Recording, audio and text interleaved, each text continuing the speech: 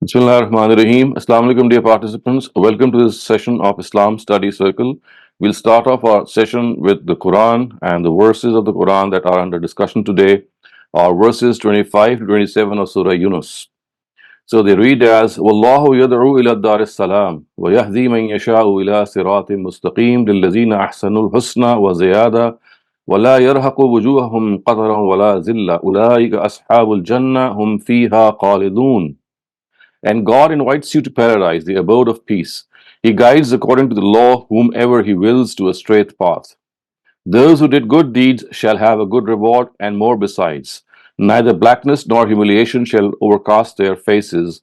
These are the dwellers of paradise, wherein they shall abide forever.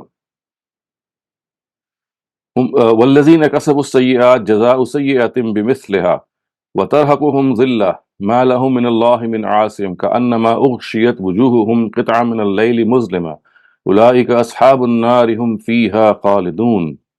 As for those that have earned evil, then the reward of evil is evil, and humiliation will cover them. No one will be able to save them from God. It will be as though patches of the dark night have veiled their faces. They are the dwellers of the fire, wherein they shall abide forever.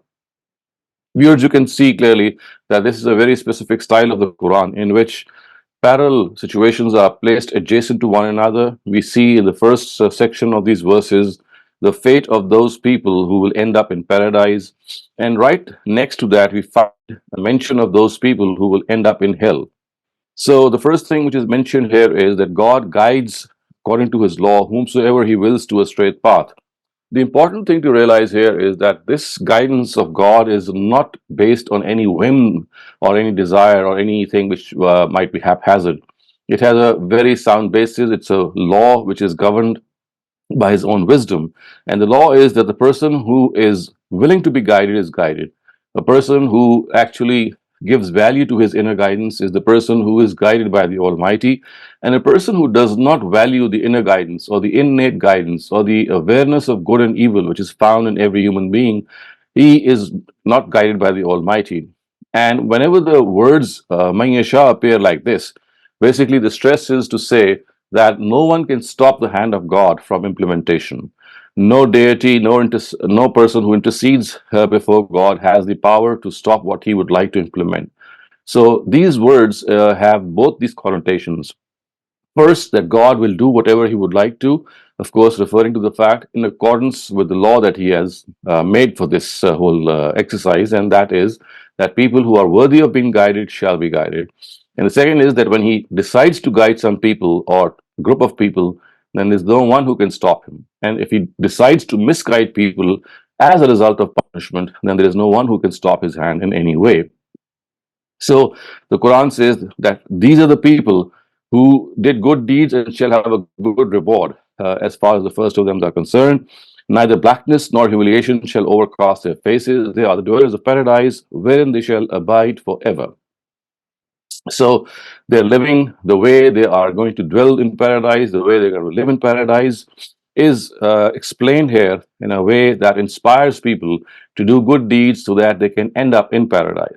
And right next to that, we find the opposite, and that is that as for those that have earned evil, then the reward of evil is evil, and humiliation will cover them.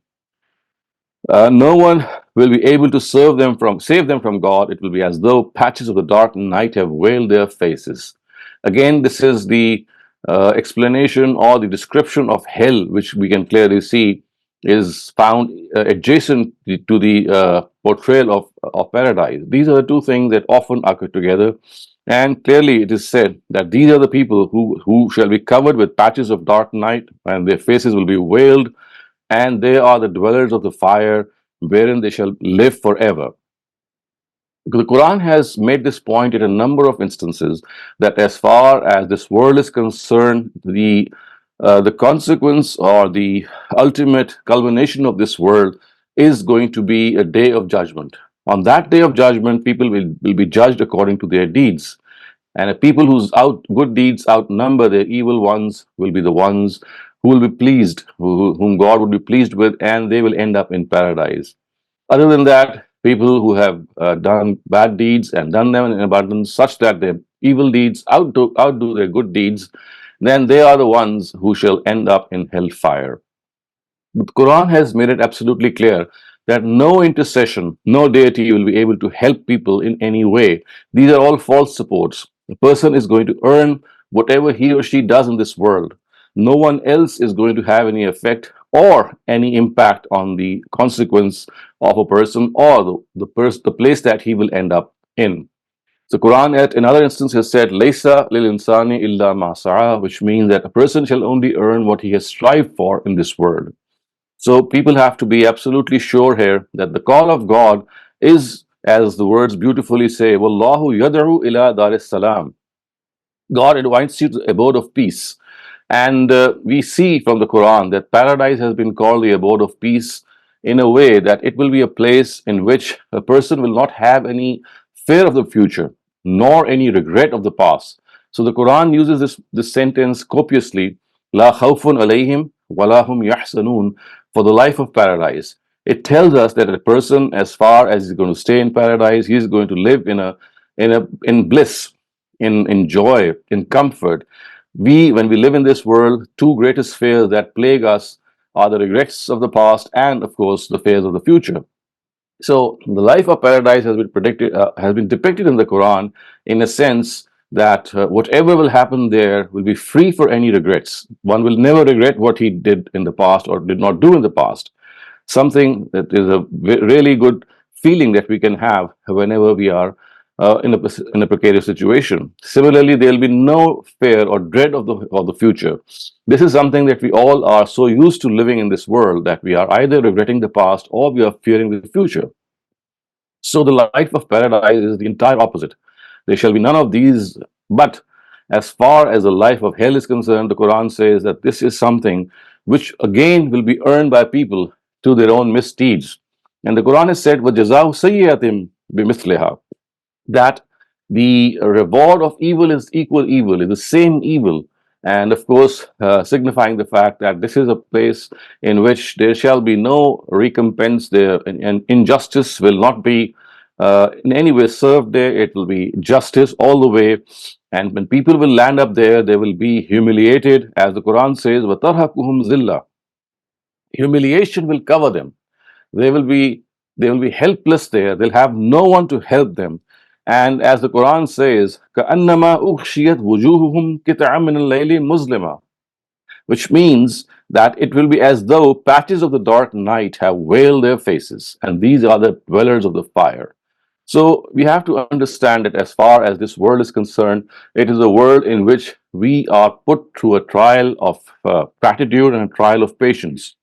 Trial of patience, of course, is the trial which we face when we are going through tribulations and difficult circumstances. And the trial of gratitude relates to situations in which we have been given in abundance, and the trial is whether we thank God or not, or we tend to forget Him. Both trials are very tough.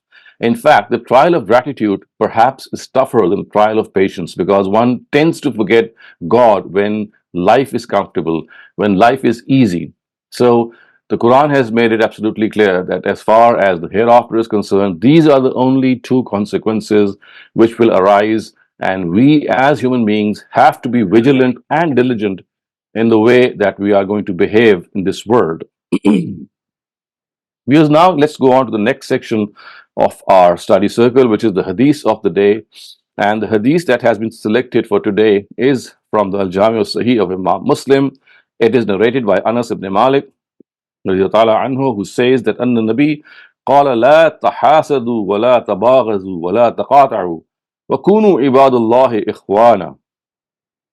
So Anas bin Malik reported from the Prophet, who said, neither nurse mutual jealousy, nor hatred, nor break mutual relations, and become servants of God who are brothers to one another. These words are so impactful if we read them the way they have been reported. Of course, most of these words which are reported from the Prophet in this way are simply like maxims, they're like adagios, they're like proverbs, and most of them have been preserved in their original language in such cases. So the word that starts off with the fact that La tahasadu, which means that do not be jealous of one another. Now, jealousy is something that we all know leads a person to nowhere. The person who ends up jealous is a person who has no other cause in life than to worry about what others have and he himself does not have.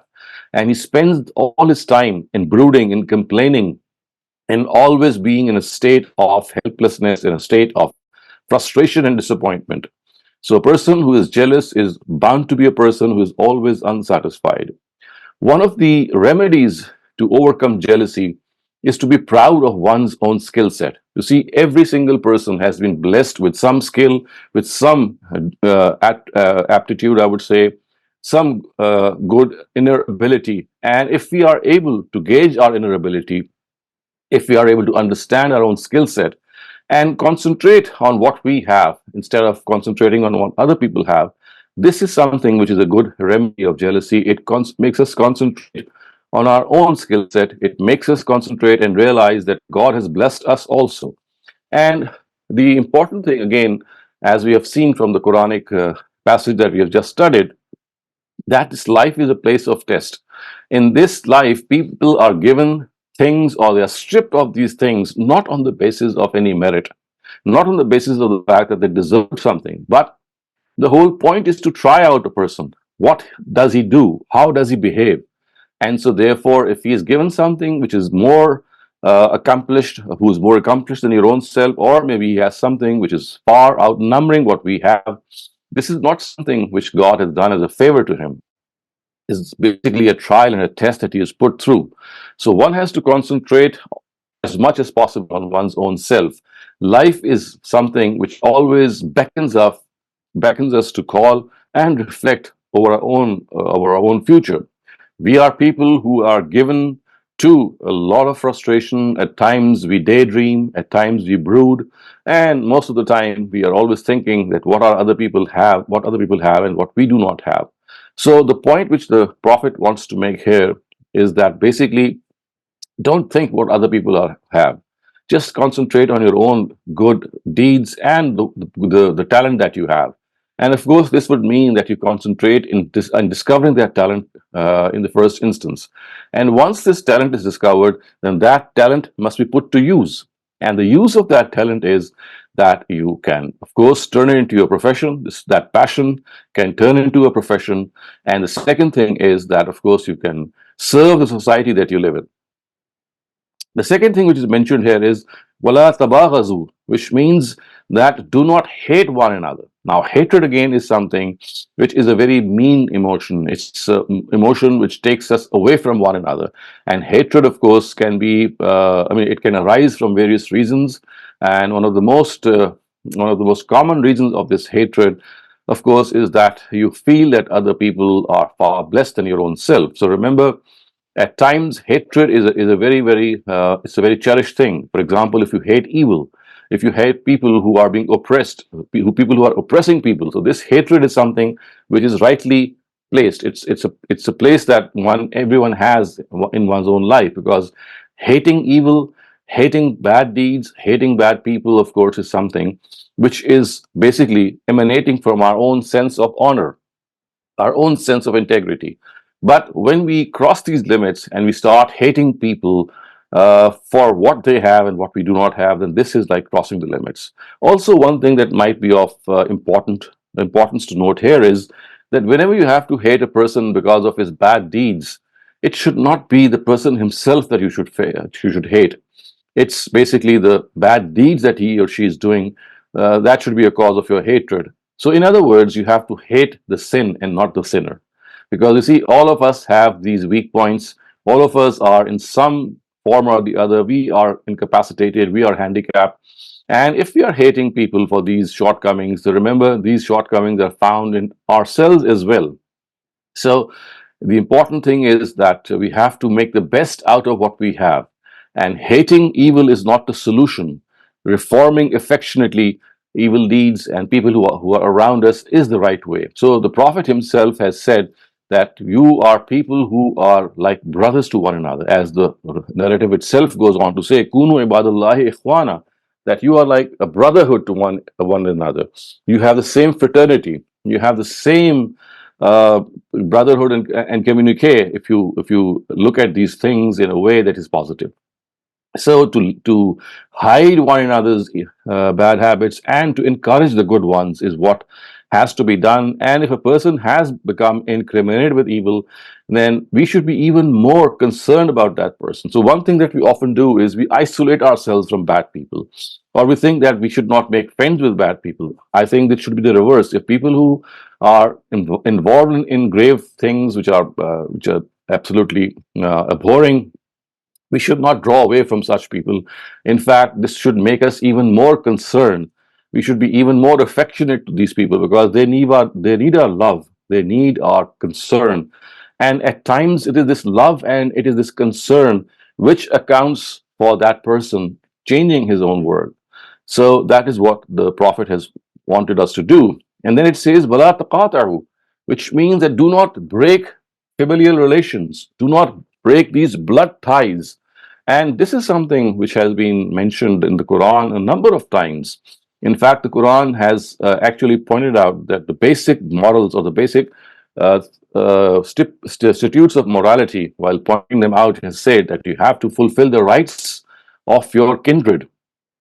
It is the top virtue. You must not in any way break your ties with them. So remember, this is something which is unbecoming. This is something which shows our own arrogance. This is something which tells us that, well, we find ourselves to be superior to other people, but it is not the right thing. This is not the right attitude. And as far as we are concerned, we have to realize that at times, yes, we do face oppression, we do face injustice, we do face this rivalry from our blood relations. But then, as the Quran has said at another instance, it says, "Idfa' billati hiya ahsan," that you drive away this evil that people are showing to you by doing good deeds to them. If they are bad to you, in return, you should be good to them. And the Quran says, فَإِذَا الَّذِي بَيْنَكَ وَبَيْنَهُ عَدَاوَةٌ كَأَنَّهُ وَلِيٌّ حَمِيمٌ. And if you do this, if you start coming closer to people, if you start loving people instead of hating them, in spite of their rivalry, in spite of their jealousy, in spite of all their evil habits that they have for us, and you reply every bad instance of happening or incident with a good one, with a smiling face, with perhaps encouraging their good deeds, uh, pitching in with a word which they deserve if they have done good deeds. These are the things which are going to actually create that thing that we call moral victory. So if you are morally victorious, you are going to win over the heart of that person. And this is the objective that we all have, that we must try to win over the hearts of people. And finally, as it says, "Wakunu ibadullahi ikhwana," that become servants of God and who are brothers to one another. Again, this is something which we know clearly is not easy at all. When you find all people against you, or when you find the world turning against you, when you find that there are instances in which people are trying to lower your own morale, you do feel that in a very, very bad light. But the Quran says that, well, you have to behave as one another's brothers. Kunu lillahi ikhwana, which means that just as a brother feels for another brother, you have to feel for your brother. You have to give that brother the opportunity to fall back on you, to encourage you. You are the one who's going to hide the faults of other people. You are going to highlight his good points. So all these things are commendable. They are things which we have to do as far as our own attitude towards other people are concerned. Now let us move on to the third section, which is the Bible verse of the day. And today we are going to study Psalms, or the ninth chapter, the ninth verse of the book of Psalms. It says, "The Lord will be a high tower for those who are crushed down, a high tower in times of trouble." So, what is being expressed here is that our greatest shelter is God Himself. He is the one uh, in which we have to seek refuge. God is our shelter. He is someone who is going to save us. He is our savior. He is our protector. He is our guardian. The Quran uses these words, wali, of course, signifying the fact that He is our friend as well. So, Allahu waliyul lazina amanu. This is what the Quran says, that God befriends those who are believers. So, God is the friend of believers. And it's such a beautiful expression. It gives us this feeling of elation that God is our friend. He is someone who's going to look after us. We can fall on him. We can depend on him. We know that he is not there to give us that hard time that we normally think. Yes, at times he makes us pass through various trials and tribulations, but then these trials and these tribulations are not meant to put us in bother per se, but the reason they come is they would like to make us stronger than before.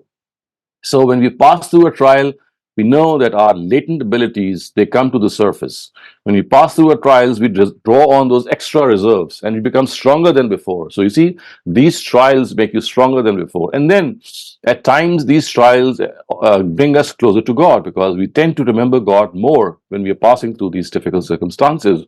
And such is this huge impact that we have of that thing that we call loneliness, or the thing that we call the lack of dependability on other people, that when we feel that God is with us, we have that feeling that drenches us. It fulfills us. It makes us elated, and we feel the same way as a person who is under the sky. The sky is being rained down. There are a lot of raindrops falling on you, and just as those raindrops drench us, we feel that God's mercy also drenches us. It takes hold of us. It grips us, and we realize that we are experiencing God. We cannot see God. We cannot touch God, but yes, we can experience Him. And this experiential contact with God, of course, is something that all of us have. We know that many a time that when we pray to God, our prayers are fulfilled. And this gives us that feeling that someone has heard us. And then, of course, we also know that at times, if God has not heard us and things have not happened according to what we would have liked them to happen, in hindsight, we end up thinking that, well, it was better that things did not end up the way we wanted them to end up, because we would have been in a spot of bother, and we would have said that, yes, this is something which is, had it happened to us, we would have been pushed to the wrong side. So when you look back in our hindsight, retrospectively, you always realize that things happen for the better. Things, in all instances, they push us, they urge us towards positivity. And this is precisely what Prophet David has said here, that the Lord will be a high tower for those who are crushed down, a high tower in times of trouble. So the concept of this tower, it's a huge structure. When you stand before it, you just simply have that awe inspired feeling in your own self. You think that you are standing before a structure, a bulwark that is going to protect you, that is going to save you. And no different is the existence of God for all of us, the way this verse depicts. Now we come to the fourth segment, dear viewers, that is often a moderated section, in which we have a topic which is floated, and you give your own points of views, and hopefully, inshallah, we should have a good discussion, because the topic is quite interesting. It says, what are the common complaints of children against their parents? So over to you, Mariam. You can now start off. Thank you very much, Dr. Saleem. I'll start off the discussion. So, I think there are times where parents, they're so focused on keeping their children safe to the point that they feel the need to act like, solid and strong rocks. And Mm-hmm. so they don't share a lot of the worries or other things that are going on in their lives. And I think, for younger children, that works. But for example, in my case, my brothers and I, we're all in our 20s. We're adults now. So, Mm-hmm. I feel like my mom, she takes on a lot of social worries, that kind of stuff. She keeps it with herself. They might be Mm-hmm. discussing it amongst themselves, but they don't share as much with us. And my dad, Mm-hmm. he's even worse when it comes to communication. So he Mm. wouldn't tell us if there are any financial worries or anything of that sort, He's just like, Right. yeah, I'll deal with this. So, and I think it's important to share because that gives your children perspective, like what's going Mm-hmm. on around them in terms of say household politics or whatever, Mm. or work politics, but it also gives Mm-hmm. them perspective on how to deal with matters. So that's my complaint. So this is a very positive complaint, I would say, that you'd like your parents to share their problems with you. And of course, this is something that I mean, that cannot be classified genuinely as a grievance that you might have against parents. But yes, this is something which is I mean, you see, parents, they tend to shield their children from bothers and these things. So they would not like to divulge the problems that they are going through. So typically, they would keep these problems to themselves. And I think that when you become a parent, you'll realize that how at times this is like an inbuilt phenomena in every parent. A parent would like to keep those problems to himself or herself and give the best environment to the children. So I think this is, in a way, positive from them. But then I think what you can do is, as a child, as an adult grown-up child, you can talk to them and you can say that, well, I am grown up enough to understand the problems, and if you share your problems with me, they might be solved in a way that is congenial to all of us. You might have a helping hand, you might have something of an extended help. So I think, in such cases, if you give that confidence to your parents, in which they are able to open up to you and they are able to confide in you, and this is an effort that adult children have to make. You see, you have to give them that trust that they can talk to you without being judged and without being in any way condemned. Because you see, when they talk about those complaints, at times those complaints, they could be, I mean, they could be unfounded and they could be well grounded. So you see, you need to have that magnanimity as well. Got it. Thank you very much for that, Dr. Saleem. Shaban Ansari, please go ahead. मेरा जो बच्चा है वो 13 साल का है, उसको जो ज़्यादा कंप्लेन होती है वो यही होती है कि आप लोग किसी हाल में खुश नहीं होते। कि अगर ये कहा जाए कि फर्स्ट 10 पोजीशंस में से लो, जब मैं वो ले लेता हूँ पहले 10 बच्चों में से क्लास में, तो आप कहते हैं कि पहले 3 की इम्पोर्टेंस है। तो आप लोग जो है वो खुश नहीं होते किसी हाल में। और दूसरे, he is so much into cricket के उन्होंने खेल खेल के ऊपर का सारा पोर्शन, पंखे, लाइट, सब कुछ तोड़ दिया है। घर के अंदर भी खेलते हैं, बाहर भी खेलते हैं, छत पे भी खेलते हैं। तो वो चाहते हैं कि वो सिर्फ क्रिकेट खेलें, तो उनको थोड़ा सा समझाने में, और वो पढ़ाई की तरफ जरा बहुत मुश्किल से आते हैं, तो उनको काफी समझाना पड़ता है। तो वो एक दिन मेरे हस्बैंड ने कुछ इस तरह कह दिया कि हम जिंदा हैं अभी, अगर हमें कुछ हो जाए तो तुम अपने पैरों पे नहीं खड़े होगे। तो वो बहुत रोए, और मतलब रात 12 बजे तक वो रोते रहे इस बात पे। तो मेरी बेटी जो 16 साल की, वो कहने लगी कि आप लोग एक तो प्रेशर बहुत डालते हैं, और आप लोग जो है बहुत इमोशनल ब्लैकमेल बहुत करते हैं। ये कोई कहने की बात थी? वो तो इतना सा बच्चा है 13 साल का। तो लेकिन जाहिर है कि वो उसको हम लोग तो बिल्कुल डालते नहीं इस तरह का प्रेशर, ना उनसे कहते हैं कि पोजीशन लो और ऐसी कोई बात, लेकिन वो बच्चे नाराज ही रहते हैं। मेरे बच्चों को तो यही शिकायत है सबसे Right. ज्यादा। I mean, you see, we have to understand that children have their own emotions. They have a lot of pressure that we might not feel. You see, this peer pressure, the pressure of living in a society in which information sharing is so much that I mean, there's hardly any privacy left for people. So I think we need to understand that the age that we are passing through, the times that we are passing through, are very different from the times that existed when we were growing up. So therefore, in such circumstances, you have to encourage your children, you have to spend your quality time with them. You must make them realize that, yes, there is a distance between the two of you, but at the same time, you are friends to one another. You look after one another. You can depend on one another. And this is a challenge that every parent does face. But I think that if this challenge is something which can be overcome in some way or the other, and if this challenge is something which a parent realizes that I'm not going to be a hindrance at all. So I think that this is something that can be overcome. Moran Nashur, please go ahead. So well, this is maybe like a more personal thing, but like my biggest problem with my parents, I'm 23 years old, and my parents are like consider themselves Shia, but I don't see myself as Shia. I see myself as a Sunni Muslim. And it creates a lot of friction between me and my parents, especially my father, as for some reason I try to avoid it constantly to discuss the religious topic with him, but somehow every single conversation somehow gets into religion, and it's very tiring. And also because I want to marry into a Sunni girl, a Sunni family. But my father or my parents are like opposed to that. They want like a Shiite family and girl, and they even like I don't want to say sabotaged me, but when I was with like a Sunni girl, I was engaged to her. but in the end, it did not work out because of the friction between our two families. So I am like, I don't know what to do at this point. I understand. So you see, this is a classical and a typical instance of in which the parents don't realize that their child is now a grown-up human being, and he or she should have the complete freedom of choice in selecting a spouse and selecting a career, in and taking any major decision of life. See, they need to understand that once a child has a grown, as he's entered into a grown-up age, now he is an individual in himself.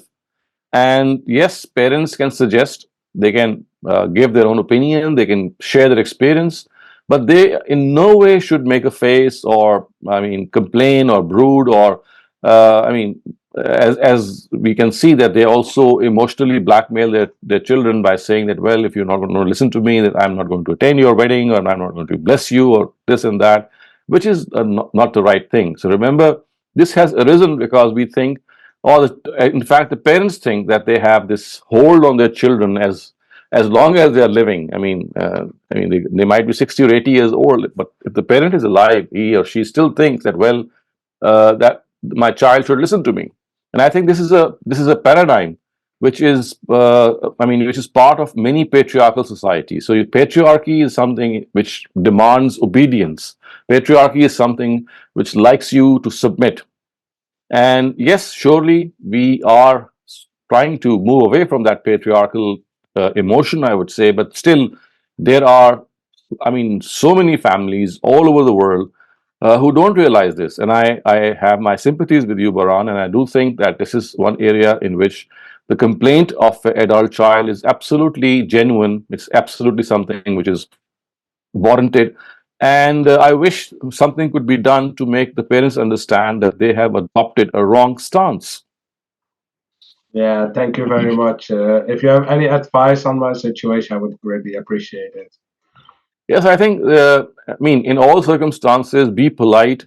Don't express your frustration or anger. Do what you would like to do.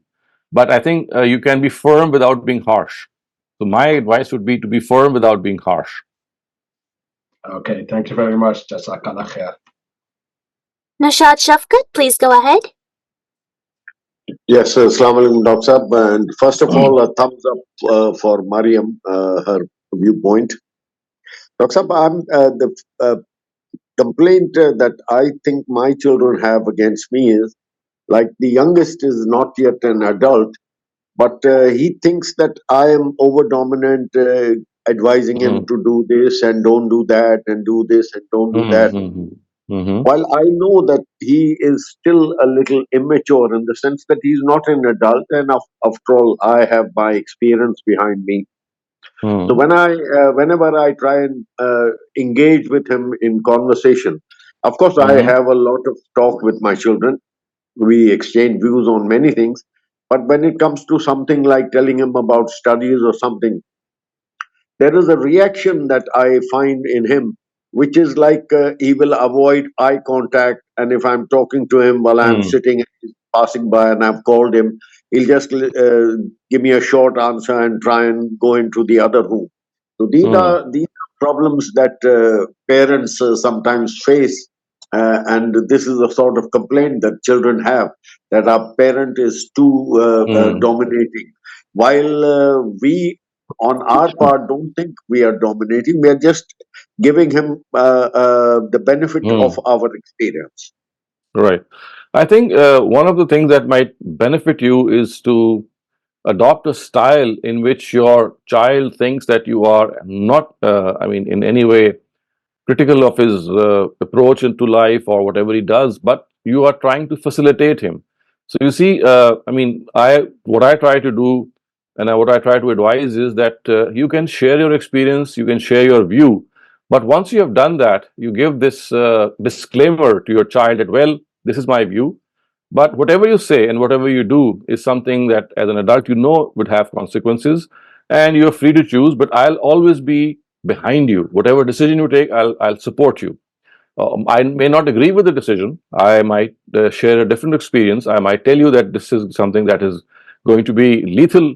But if you still think so, then I will still support you. I'll still stand behind you as a father or as a mother. So I think this is something which instills that trust and confidence in the child. And at times, this confidence makes him or her realize that, well, I maybe need to trust my father much more. So I think this is this phrase that we often use as to learn to let go of your children. So you see, you need to let them make mistakes, because unless they'll make mistakes, and I think if you retrospectively think on our own lives, we have made plenty of mistakes and learned through those mistakes. So you see, it's not it's not the way of God that you learn always through others' mistakes. Many people have to do mistakes to learn those mistakes, and I think we need to realize the course which God has given us. So accepting that your child can make a mistake, and when he does so, you'll not be there to scold him, but you'll be there to still embrace him and tell him that, well, I'm still there for you. So I think this is that trust and confidence which you can inspire in your child if you are able to do so. That is not going to take him away in any way. Even I've seen this attitude win children in a way that at times they would do something purely for the wish of their father or mother, even if they have a different view. I mean, I'm not saying this is correct. What I'm saying is that they go to lengths and they take pains in pleasing their father and mother, because they know that my father and mother, even if they are differing with me, they are still standing by me. And this is one thing which is difficult also, because it needs a lot of patience. You know that there is a abyss right down the road. You know that he's going to fall in that, but you still stop short and say, well, I am with you, but remember, this is something that's going to happen. So you see, as parents, our tendency is that we try to grab our child and not let him fall. But I think that this is one area that is fine if the child is growing up. But once he's grown up, you need to let that child fall in that pit at times, because that's the only way he's going to learn. Well, we'll take 2 more discussion points and then we'll move on to Q&A because we're running short on time. Bismillah, Tirmizi Ahmed, please go ahead. Assalamu alaikum, Dr. Saleem. So, my 15-year-old, he broke his phone.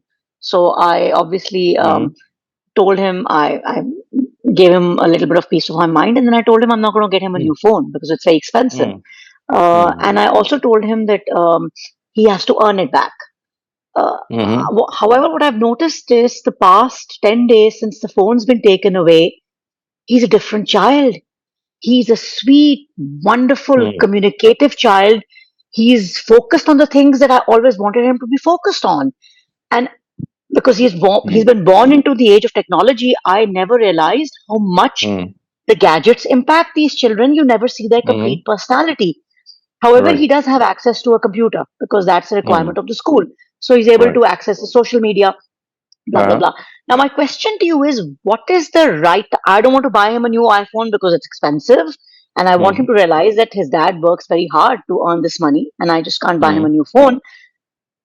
But he seems to be very dejected because he can't communicate with his friends, blah, blah, blah. What is the right time where you put your, you realize that, okay, it's time to kind of give in the lessons been learned. What am I supposed to do? He's acting wonderfully. I don't...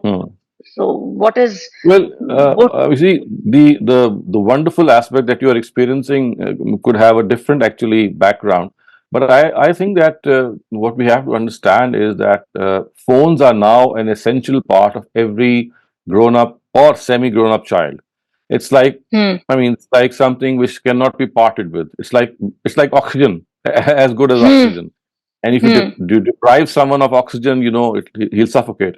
It's like water for the fish. If you take out fish from water, they'll be, just going to, you know what's going to happen. So I think that if the accident has happened that he's lost his phone, it could be inadvertent, it could be inadvertent, but I think that the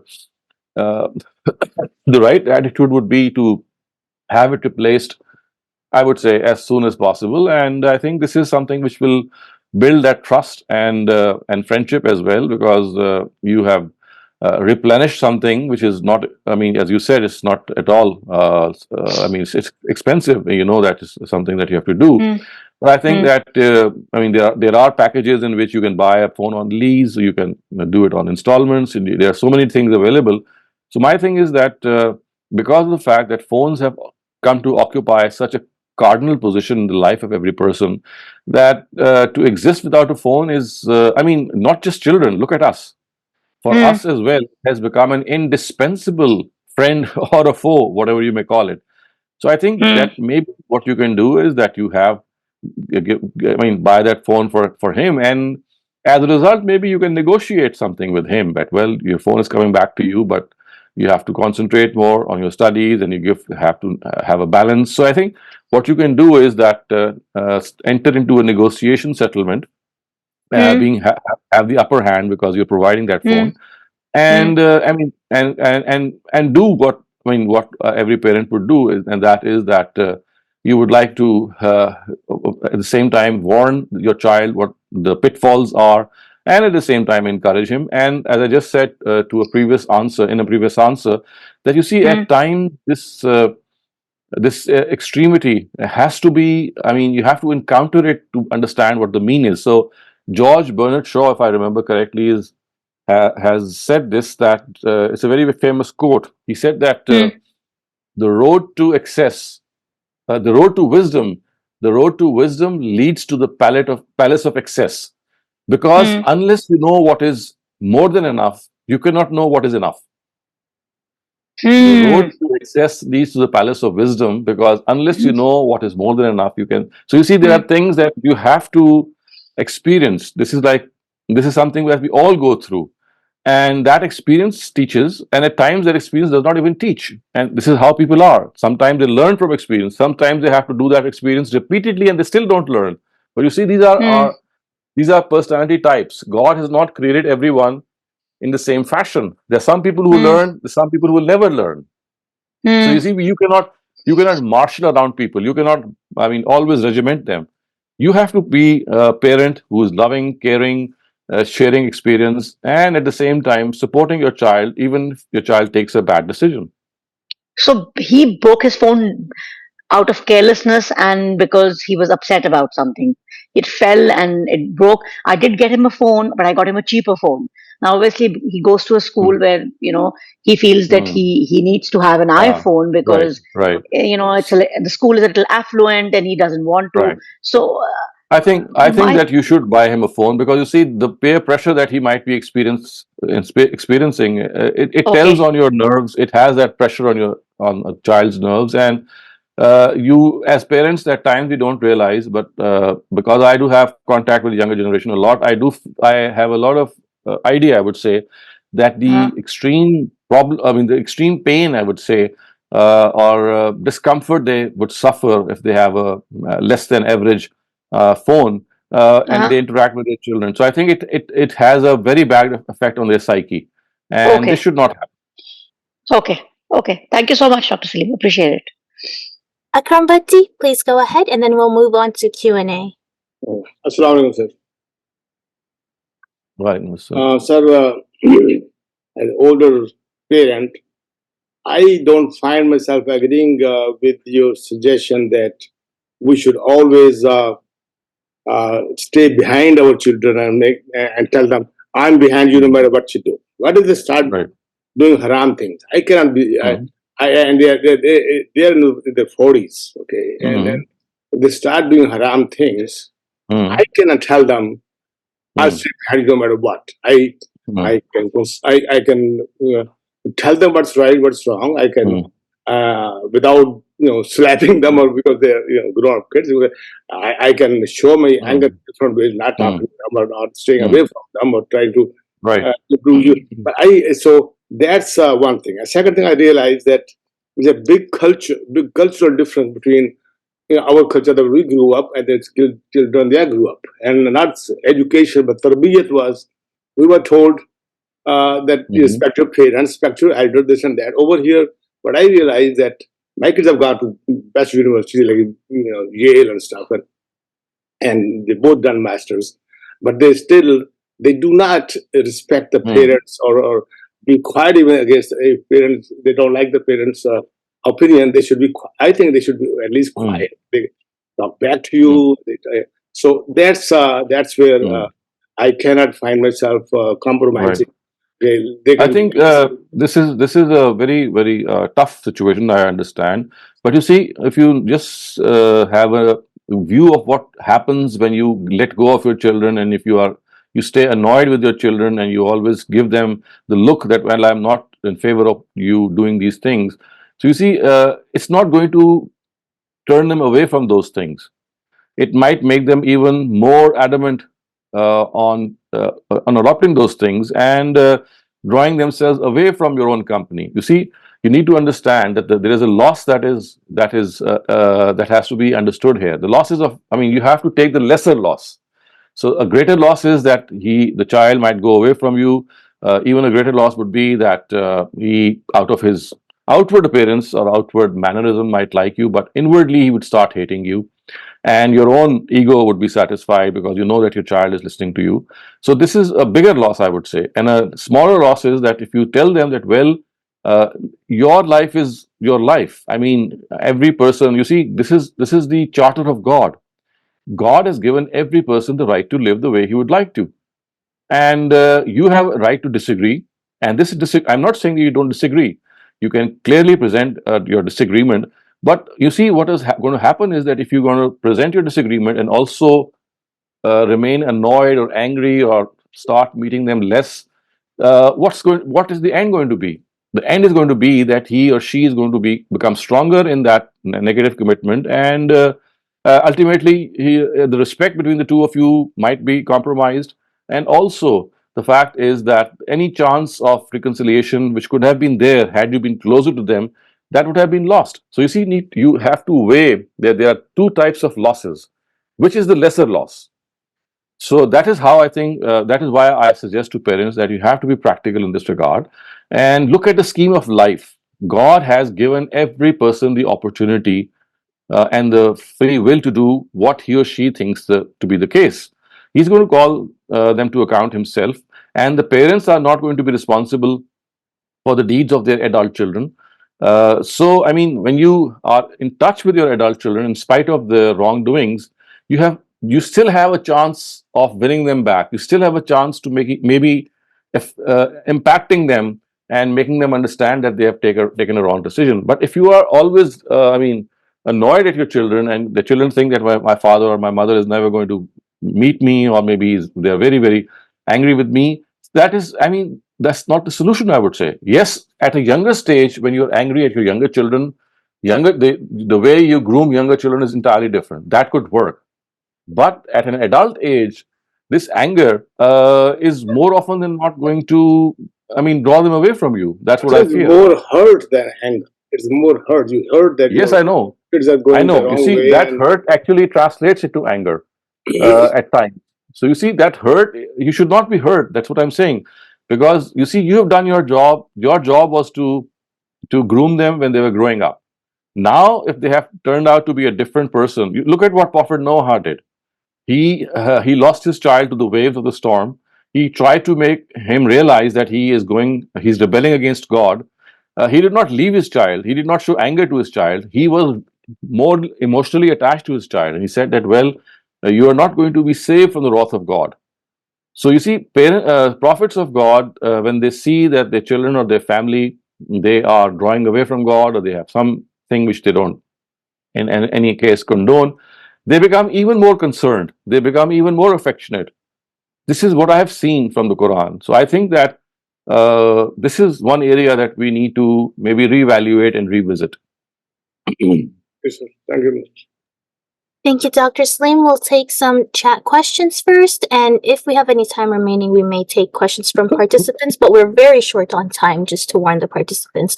So the first one asks, this person was looking after his father, and his father was suffering from dementia and Alzheimer's. And during the many years that he was looking after him, he had to scold him because sometimes he would act against his best interest, and then the participant would feel guilty and seek Allah's forgiveness for scolding him. Is it okay? And will Allah forgive him for speaking harshly with his parents, especially if it never involved any personal selfish reasons? Well, see, it all depends on the situation. I mean, there could be situations in which if you are slightly, you're slightly tough on your parent who is not a normal parent. I mean, as you said, suffering from dementia or Alzheimer is something which strips off a person of his normal emotions. So if you are slightly, I would say, harsh, not harsh, but you slightly more vindictive, more dominant, that elderly person is more like a child now. So he would listen to you without getting emotionally depressed.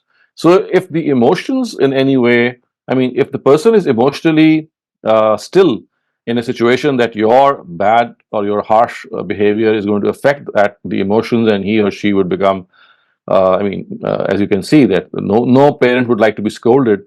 Then yes, this is something which should not be done. I mean, you should adopt many other ways. There are communities of people who live, who are given this advice by those who are passing through these circumstances, that how should we deal with parents who have these diseases, and they offer very good tips. So that is what we should do. But then, as I said, there could be exceptional cases in which an elderly person becomes like a child, and if you are strict on that elderly person, he does not realize that you are being strict. He actually listens to you. So in that case, I would say that perhaps being strict could be something which is allowed. But once that person realizes that my child is talking back to me, or using harsh words, or saying something which I should do, and I'm not going to accept it, that is an area in which, as I said, there are communities who advise you how you can deal with your parents who are passing through these diseases without being impudent to them. You have to be respectful to them. Thank you very much, Dr. Saleem. The next question asks, and unfortunately, this participant's father passed away a week ago, and they're dealing with a sudden, shock of death, and the father was supposed to marry them off, and then the sudden death happened, and they were very close to them. So they're asking, what can they do? And it's hard. It feels hard for them to resume their life without their parents. I think it's a question of accepting the decision of God, and also realizing that this life is a place in which this is just a temporary parting of ways. And the biggest reconciliation that any Muslim has is that, he or she is going to meet the parents once again in paradise if they do good deeds. If the parents do good deeds and the children follow them in these good deeds, they'll be united eternally in paradise. So this is like a huge assurance that they can think of. And other than that, obviously, time is the best healer, as we all know.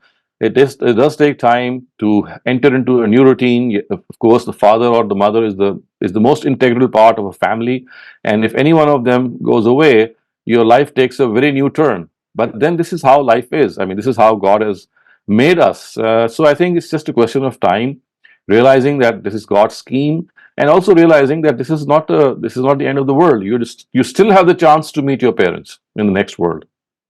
Thank you very much, Dr. Saleem. The next question asks, what is an advisable age to let go of a child and give them more independence? Is that about 12 or 13 years old?